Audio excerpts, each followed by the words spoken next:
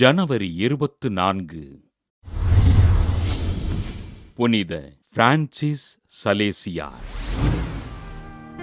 France நாட்டில் வாழ்ந்த Francis தே பாய்சி, Francis தே சியோனாஸ் பெற்றோருக்கு கிபி 1567 ஆண்டு ஆகஸ்ட் 21 நாள் பிறந்தார் பிரான்சிஸ் சலேசியார். தன் தொடக்க கல்வியினை இயேசு சபையின் பள்ளியிலும், மேற்படிப்பினை பாரிஸ் பல்கலைக்கழகத்திலும் பயின்ற இவர் பதுவா பல்கலைக்கழகத்தில் சட்டம் பயின்று முனைவர் பட்டம் பெற்றார்.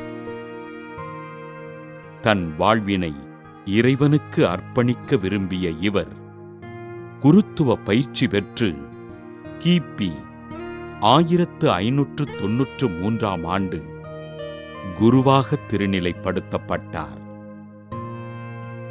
இத்தாலியின் ஜெனீவா மறைமாவட்டத்தில் நிலவியிருந்த கால்வின் தப்பறைகளை தன் எழுத்தினாலும் மறையுரையினாலும் அகற்றிய சலேசியார், பிரிவினை சபையினை சேர்ந்த சுமார் 40,000க்கும் மேற்பட்ட கிறிஸ்தவர்கள் கத்தோலிக்க திருச்சபையினில் இணைவதற்கு காரணமாக அமைந்தார். ஜெனீவாவின் பல்வேறு பகுதிகளில் ஆண்டவரின் நற்செய்தியினை அறிவித்து கத்தோலிக்க விசுவாசத்தினை விதைத்த அருட்தந்தை பிரான்சிஸ் சலேசியார் கிபி 1602 ஆண்டு ஜெனீவா மறைமாவட்டத்தின் ஆயராக திருநிலைப்படுத்தப்பட்டார். புனித வின்சென்ட் பவுலின் நண்பரான இவர் மினவுதல் என்ற துறவற சபையினை நிறுவி எளிய மக்களுக்கு உதவிகள் செய்தார்.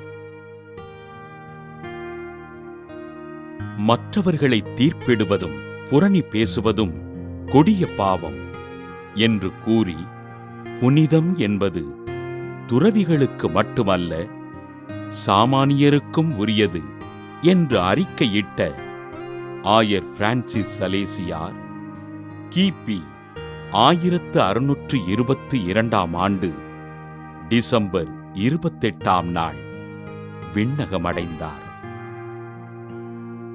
உங்கள் பார்வையை தியானத்தின் வழியாக கடவுள் பக்கம் திருப்பினால் உங்களது ஆன்மாவில் கடவுள் நிறைந்திருப்பார் எனவும், நீங்கள் அனைத்து செயல்பாடுகளையும் கடவுளின் பிரசன்னத்திலிருந்தே தொடங்க வேண்டும் என்று மொழிந்த ஆயர் பிரான்சிஸ் சலேசியாரை திருத்தந்தை 7ஆம் அலெக்சாண்டர் கிபி 1665 ஆண்டு புனிதராக உயர்த்த கிபி 1877 ஆண்டு திருத்தந்தை 9ஆம் பத்திநாதர் திருச்சபையின் மறைவல்லுனராக அறிவித்தார்.